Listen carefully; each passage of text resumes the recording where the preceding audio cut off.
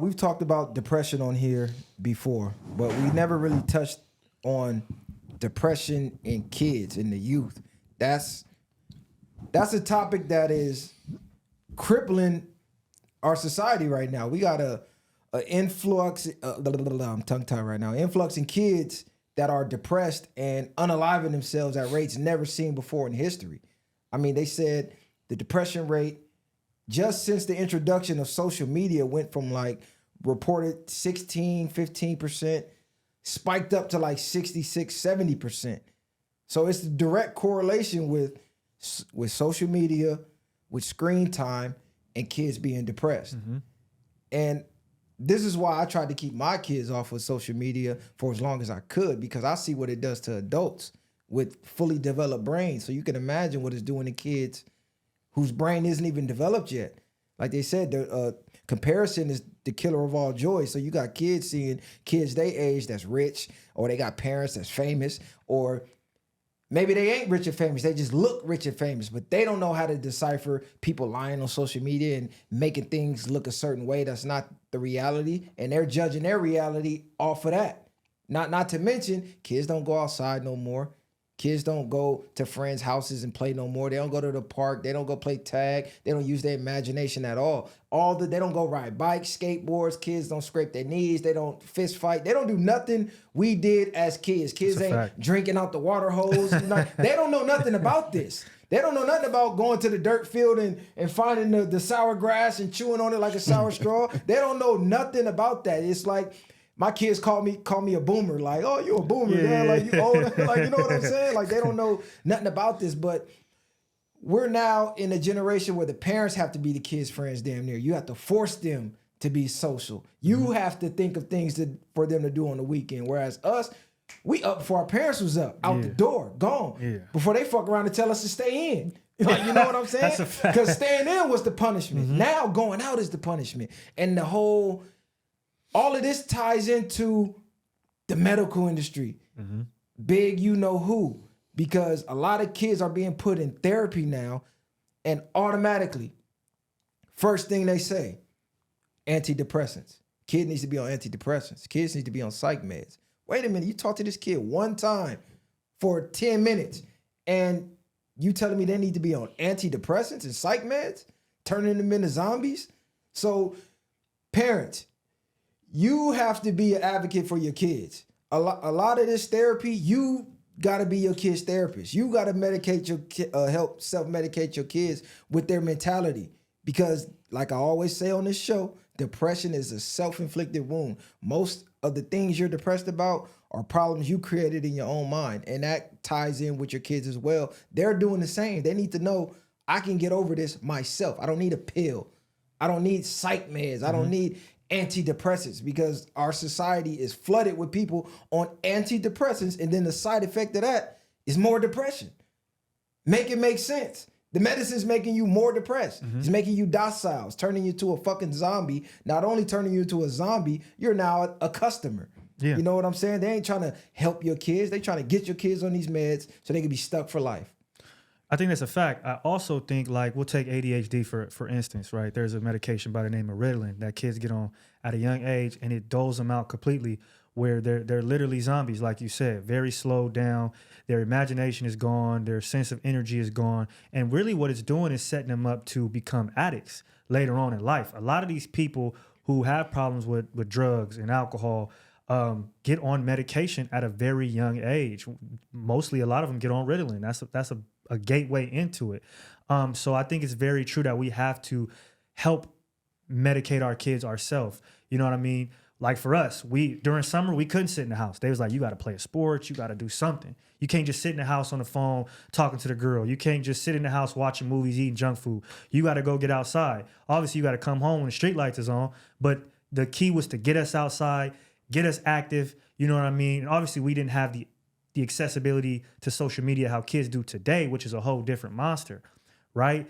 And I think the parenting was a little bit tougher back then too, where it was like, now, you know, or even back then, people would try to hold kids back. You're not holding my son back. We'll do whatever it takes, put him through summer school, whatever, to get him ahead. Now, parents are accepting defeat for their children when their children are not even really in the the place to speak for themselves.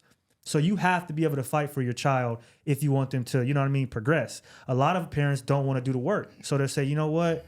Doctor knows best. Give him the medication. He knows best. No, he doesn't know best. He's a part of a bigger monster that is here to funnel something to this child, to put them on a gateway to something else and to railroad them to something else, to being customers 10, 15 years down the road to whatever antidepressant meds, anti-psych meds. And so that's the key. It's kind of like when I was in school, we had the home row keys, right? We had typing class, and that took place because there was going to be a whole bunch of jobs created where you were going to be in a cubicle in a box. You was going to be typing 8 hours a day. So we was already getting set up for that before we even knew it. Same thing with the medication.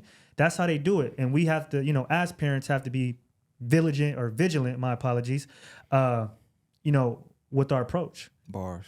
Yeah, in my opinion, I look at it from a different standpoint. I think a lot of this shit is fucked up because babies started having babies. And a lot of these adults now are regretting having children so early to the point where they're putting their happiness before their kids' development. And by them putting their happiness before these kids' development, they're not really caring. So when they are giving these kids, I don't think 5-year-olds should have cell phones or these certain type of video games. Yeah, have a PlayStation or something like that. But for these phones, I seen a clip of a video where the kid had an iPad in his lap and he had a phone in his hand and he going back and forth, scrolling both, trying to see which one. And whenever one stopped, he going back and forth, back and forth. Then they had another baby about 3 years old laying on the table crying, doing this to the ear of the with no phone in his hand. That bad to where he's that addicted to it. The dopamine is killing these kids and doing whatever they doing. Like I said, these parents don't really, it's like, you don't want to really regret your kids, but some people do. I hate to say it. They mad. It's not that you really regret them, but you like, man, I should have developed myself a little more before I got a chance to start raising these kids. It ain't no joke. Once I got them, it's over. Now these is for life. And now you regretting a lot of things. So that's the process of trying to be a friend to a 7-year-old or a 10-year-old when they need your guidance and they need your discipline to keep them from being a certain way. These kids ain't depressed, like you said. They not going outside. When we was outside, we didn't have time to think about being depressed. My mind is not even thinking about nothing because I'm so being in the moment of what I'm doing. If I'm playing sports, if we playing basketball, we going to the block to do different things. And when we was kids, I remember they used to block off the streets and bring game trucks and a lot of different stuff like that these kids don't get. They forced us to play. And we, like he said, it was a punishment for us to come back in. Let me stay out a little longer, you know what I mean? Or whatever the case is. These kids could cry and get what they want. And they learn how to manipulate these parents, these young parents. And now they're giving in, be like, well, I need to be a friend because I didn't have it like this when I was growing up. And I think this is how it should be, not knowing that's detrimental to the kids' development in the future. And that's what I feel like is fucking them up, in my opinion. That's not to cut you off. That's big facts. A lot of these kids' depression is caused by the parents. Like you said, you got a lot of resentful parents looking at the kid like, damn, you putting a halt to my life. I can't travel. I can't do this. I can't do that. And a lot of parents that don't want to parent, they going to work to jobs they hate, sitting in traffic. By the time they get home, they burnt out. They're not trying to do nothing with their kids, no homework, no nothing. So I'm gonna get them a cell phone just to shut them up. The cell phone is babysitting, the iPad is babysitting. I seen that video you said of the baby. No phone, no iPad in his hand. He just crying, scrolling the air. It's a name for him. Like iPad zombie or something like that. Yeah, that's sure. Crazy, man. So you got a whole generation of iPad zombies, and parents, rather than being involved in and playing board games with their kids. Parents don't even play board games no more. Like we just made it a habit in my house. Man, we finna start playing board games. Put them phones up. We finna start interacting. Games that make you think at that. Like when the last time you seen a kid outside playing on in the fire hydrant water? Like they don't open up fire hydrants no more. Like he said, the game truck used to come to the block. They used to crack open the fire hydrant. You could play in the fire hydrant. You could play a game on the truck. But the whole block and kids 4 or 5 blocks down would all come. Now you meet new kids in your neighborhood. Now when the game truck gone, oh, what block you stay on? Oh, shit, I stay on Olive. I stay on Raymond. Oh, you on Lime? Cool, we over there. Ride our bikes. Or we used to get teams. We used to do this. Get all the homies on the block. We used to go 4, 5 blocks down, 10 blocks down. All right, us against y'all. Y'all whole block, though. Water balloon fights. When the last time you seen a water balloon fight? This block versus that block. This shit don't happen no more. Kids don't even know what playing tag is. This is like ancient times. So no wonder they're depressed. The only interaction they get is at school.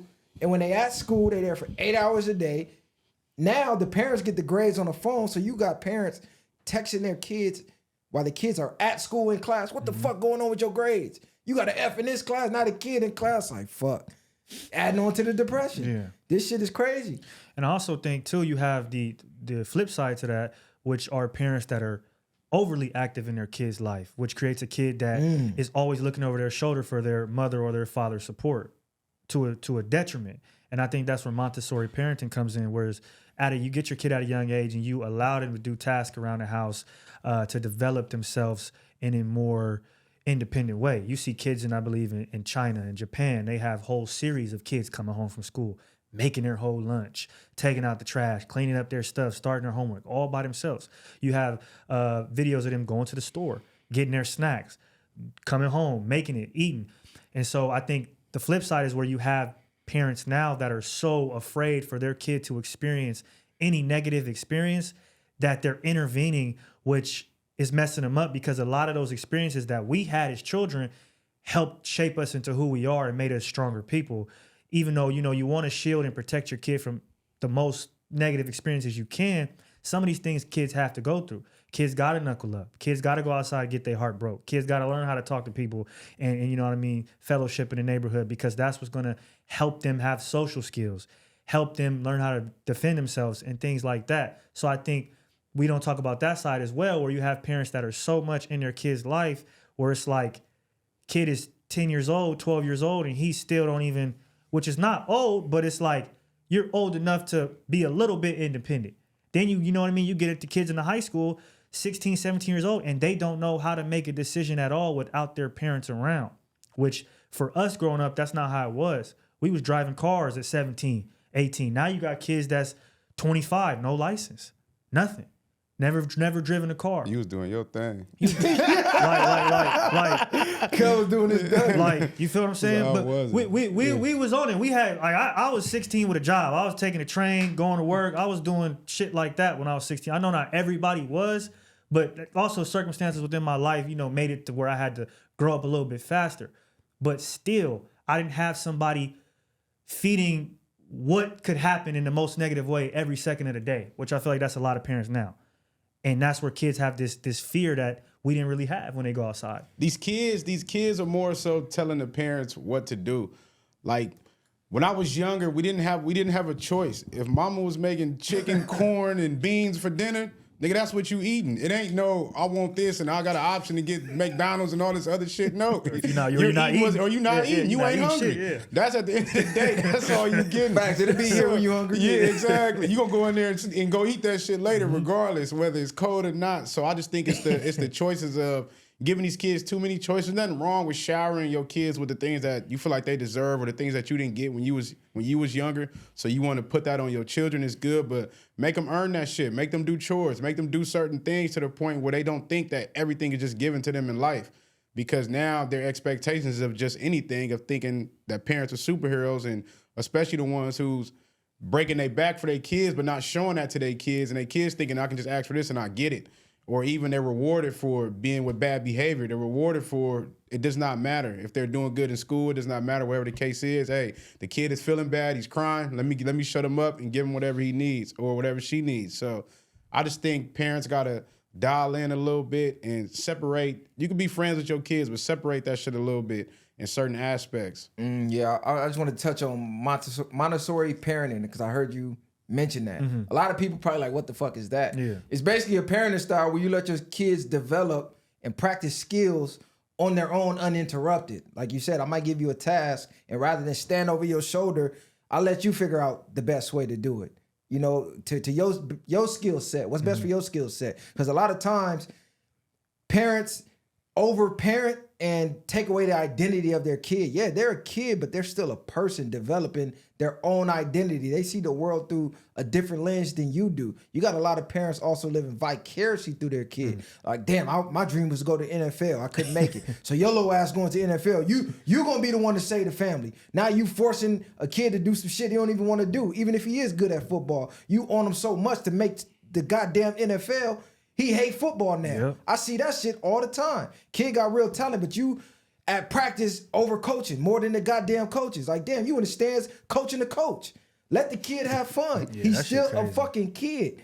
And it's a fine line between Montessori parenting, letting them develop skills on their own, and you letting them crash themselves. So you got to know that line. It's a lot of best friend parenting. Like, it's not so much with the men, more so with the women. Like, I want to be my kid's friend. I want to be my daughter's friend because you don't want them to resent you or look at you like the bad person. So dads will usually take the role of the bad guy. Where mama say, yeah, dad'll come say no. And he'll take the flack for it.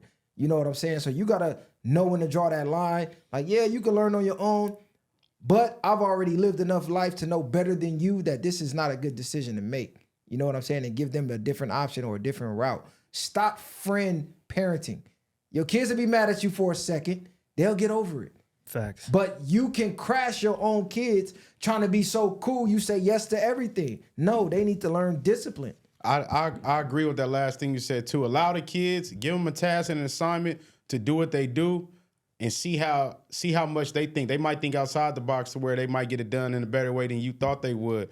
And then when they do make the mistake, that's when you correct them. Don't correct them before they even get a chance to make the mistake. Allow them to do it, and then you teach them. Like, that's a teaching moment. Okay, or you put these in wrong, or put this X amount of soap in the washer, or wash the dishes this way. After you allow them to do what they do, and then when you see the mistake, you know where to correct it, versus just getting on their head and waiting for them to pressure them to make a mistake. No, that's a fact, because in life there's more than one way to do things. You know what I mean? To, like, even in an equation, you could take math, for instance. There's multiple ways you can get the same outcome.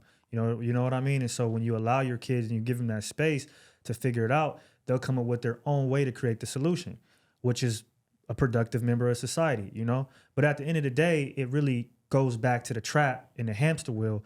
What we're speaking on when it comes to the depression and the medication is because they're taking the parents out the house. You know what I mean? Putting them in there 9 to 5. Like you said, it's taking them 2 hours to get to work. They go to work for 8 hours. Then they got to come home. That's another 2 hours in traffic. So they have no choice but to give them the phone. Then they get on the weekends, take them to the doctor. They're already burnt out and tired because they got to go back to work the next day. Okay, give them the meds. So they got everybody on a hamster wheel to do exactly what they want us to do. We have to make the decision as parents or guardians when we're going to wake up, fight against that, and raise these kids the way we want to, not the way they want us to.